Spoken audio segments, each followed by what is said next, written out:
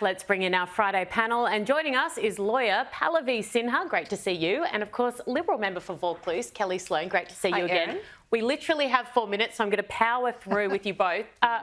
This is a really, really awful topic. Moving on, and today marks 11 years since Jill Meagher was brutally raped and murdered while walking home from a pub in Brunswick, Melbourne. I can't believe it's been that long.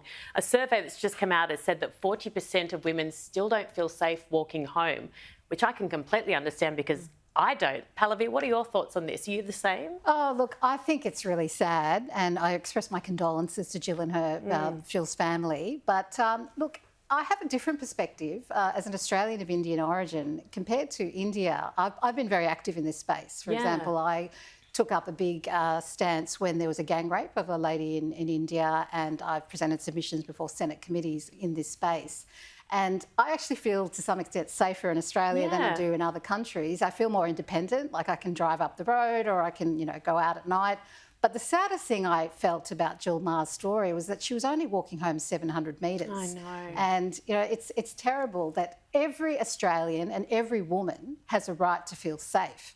And the fact that this is still happening and that, every 5 days one woman is allegedly killed by her partner or former partner, we really need to look at things like infrastructure and, whether there's enough lighting, whether there are enough trains, as there's, been research about that at night so that women don't have to wait for very long. No, it's a really good point. And it's great to point out that it is worse in other places. But as you said, one woman is too much to lose in this horrific way, Kelly. Yeah, 100%. And every woman I know has the trick they have when they walk home, whether it's the keys between the fingers, whether it's messaging their friends, and boys don't have to think about that as much. And it's not just the public safety and the lighting we need to worry about. And the biggest problem for women is actually at home. So that's right. Yeah, I used to, everywhere. and my beautiful dad who passed away in January, I used to call him. Whenever I was walking home from an event or to the car, I used to just call him, and not that he could do anything on the phone, but it's really sad we still have to do these things.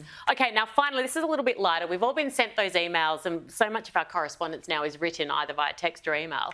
Well, columnist Frances Whiting has done some investigative research to translate some of those passive-aggressive emails. So a couple of examples.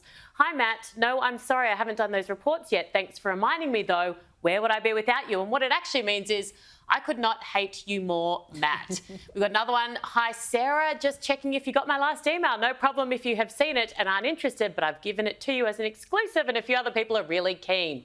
Translation, no one else is keen on this at all. It's not an exclusive. I've offered it to everyone. You're my last shot. I think a few marketing PR types have sent that. What is your passive-aggressive kind of line on an email? Oh, well, I'd prefer not to be passive-aggressive, Erin.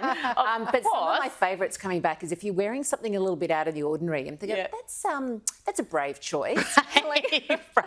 Brave when kind of describing an outfit. Yeah. Not flattering, I don't think. Or a hairstyle. No, a hairstyle. What about you? I'm the same sort of thing. I'm not necessarily wanting to be passive-aggressive, but there is that 4-letter word that women sometimes use, and that's called fine. I'm fine.